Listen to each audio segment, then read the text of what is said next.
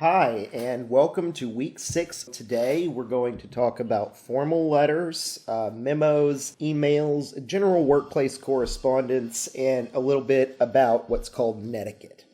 I'm also going to introduce you to the workplace correspondence assignment and get you prepared for that. And then I'm going to let you get back to your everyday life. The first thing you want to know about writing workplace correspondence is that most of the time you're going to be using some degree of formality. There are some instances in which case you might be speaking to the public with a persona, right, representing your company that even like in microblogs, for example, is always informal. Right, and in that case, you might be doing it, but most of the time, you're going to be using a formal tone. If you look here on page 242, Markle has provided a good chart to show you when you're going to be super formal, moderately formal, some instances when you're going to be informal. And you see this here, email or microblogs. Of course, still when you're writing to people outside of your organization, or within your organization, there are still lots of instances in which you're still going to want to be formal about it. Certainly, you're not going to go out of your way to be informal. One of the things that he's talking about here is when you might say, like, to somebody who works in your department, and you need to get some files from her or something like that. In an email, you might say, "Hello, Karen. Would you please send me X, Y, and Z files? Thank you very much. Best." You might sign it with your credentials or something like that, or sign it with your full name. You can see how that's still a formal email. You're keeping it brief and to the point. You're not going out of your way to make it informal. You're not saying, "Hey there, bud, do you think you could shoot this on over to me?" or anything like that. You make it very clear what you need. You don't make it a buddy-buddy thing, although you are informal enough to kind of sound friendly. Marco's got some good points here to remember. Use the appropriate level of formality, communicate correctly, project the you attitude, avoid correspondence cliches, and communicate honestly. And of course, communicate honestly because we're talking about technical writing. And you need to remember that in workplace writing, you're always writing for employers, clients, and or colleagues. So how you choose which level of formality you're going to use, or even if you're going to be a little bit informal. So how you choose which level of formality. So you choose which level of formality you're going to use based on the rhetorical situation, and whichever audience is going to be, that's part of that rhetorical situation. So you need to tailor your message appropriately. So if you're writing to your employer, you need to have the highest level of formality that you can, without sounding like a dictionary. If you see this example that Markle is given here of when someone sounds like a dictionary, it's what he calls it. When they're just too formal about something, and you kind of want to put a pencil in your ear, and you want to have the same level of formality and attention to the audience with clients. With colleagues, you can get slightly into that level of informality where you can say hello, hi, don't get chit-chatty, but that's something that you can do with them that you wouldn't, like at the beginning of an email, for example, that you wouldn't necessarily do with your boss. You might also be able to, as I mentioned before, address them by their first name. Okay, so let's go ahead and talk about formal letters, because I think this is what you're going to probably use most frequently in your future. You need to know how to format them. And of course, you'll always be able to look this up, but it's helpful just to have the knowledge right off the top of your head. I'm going to use this example here on page 250. I think this is the best one. What you have here is an example of a claim letter, and a claim letter is what happens when you write into a company because you want to make a kind of complaint. about something that went wrong with the service that they provided. And then the company will respond with an adjustment letter, which could be a positive adjustment for you, or it could be a negative adjustment. The positive adjustment would be, yeah, we messed up, we're going to fix this. The negative adjustment, it's going to be, less than what the customer wants, or not trying to appease the customer at all. So the first thing that you get in the letter at the very top is the address, right? And you'll see that you have it right here in this letter, right? Let's see, you got it right here in this letter. This here on page 246 and on page 250, these are done with logos. Like if I were doing mine, right, I would just start with my name, right, and the address there, right? I'd use my work address, right? But nonetheless, I have my address there, and it's, each item on its own line, right? And then I skip one line and go on to the date, right? You see, you have the skip space going on to the date, right? You have the skip space going on to the date, right? And then you want to put the information of the person who you are writing. So you get their address here, right? And then you have your line where you address them directly. So, dear Mr. or Mrs. or Doctor, whoever it is, skip a line. And you notice there's a line. It's not. None of this is double spaced. There's a line between the addresses and the dates, right? And there's a line between each paragraph, but none of this is double spaced. So regardless of which kind of formal letter you're writing, in this first paragraph, you are going to establish exactly what your relationship is to the audience and why it is that you're writing. And then you'll have your one or two body paragraphs where you go into specifics about whatever the issue happens to be. So the first two paragraphs go into the incident in detail, and then this follow-up paragraph talks about how they would like the incident to be addressed, and then they go directly into the conclusion. So if this were a situation where you were like thanking the audience, right, then I would thank the audience in the first paragraph and return to that thank you in the last paragraph, and have the conclusion and the introduction be mostly about expressing gratitude, plus in the introduction letting them know what the letter is going to be about. Whereas in a situation like this is way more, hey, we're just going to get right to the point. There's an implied gratitude in as steady customers of yours for over 15 years, but she's clearly upset, right? And she's not obligated to be thanking the company. And I want you to see, okay, so yours truly, it's a little bit of a, for me, it's a little bit informal. I might use sincerely, which it's debatable which of those is really more informal. This is the head of one company talking to the head of another company. They do have a little bit more ethos than would like a client or just an employee of another company writing this letter.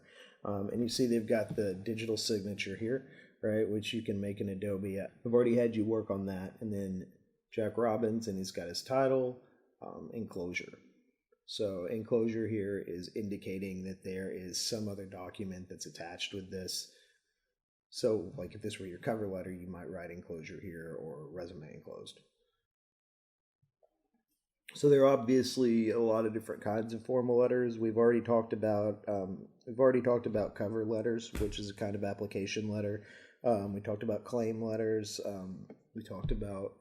I'm giving you the option in your workplace correspondence assignment to write an adjustment letter. I guess the only other thing that I want to say about this is that formal letters should never be sent as part of the text of an email. They should either be sent as PDF attached to an email, or some similar file type. PDFs are really common for that, or they should be sent in print through snail mail.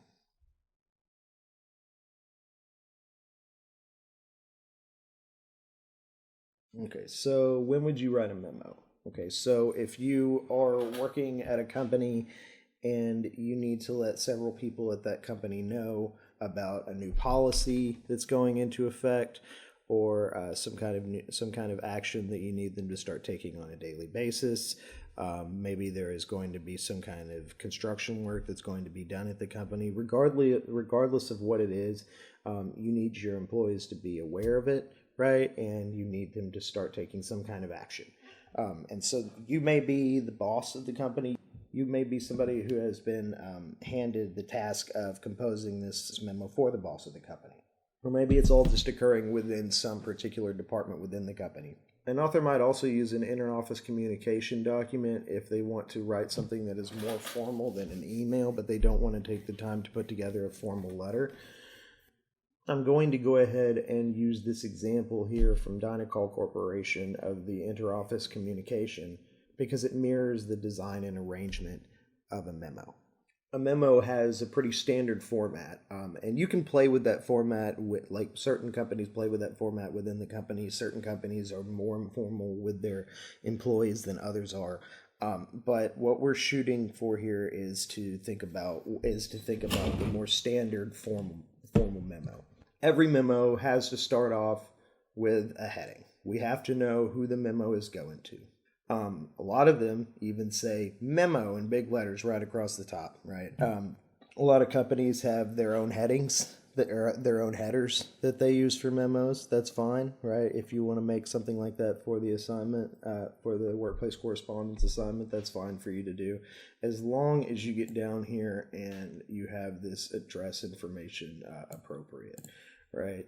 So you need to have this to, from, subject, and date, and they need to be vertically aligned like this, right? And then you need to vertically align the information associated with them. So you see you have this nice clean space between them. That's the same on all these memo addresses, right? Okay, and so here under the Dynacol Corporation Interoffice Communication, right?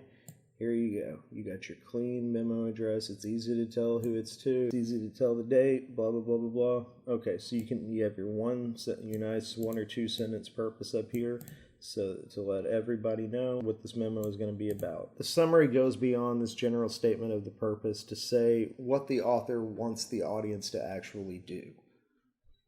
It says right here, I think we ought to consider the external drives, not the internal ones. Okay, and this is actually a moment when an author in technical writing or a text in technical writing is trying to persuade the audience to take an action. And then here in the discussion, it goes into even more detail. We have three different paragraphs reflecting on the information from the Computer Dynamics Technical Seminar. It's all leading up to the summary of what makes the external drive better than the internal drive. And then finally, you have the recommendation where the author points out specifically, I'd like to talk to you so that we can come to a decision about this, and then invites the audience to contact them and says you can contact me this way or another way. So if this were a memo, they would be saying, I would like for each of the department heads to talk to people in their department, or I would like for everyone in their department to go ahead and take the actions that we've just talked about.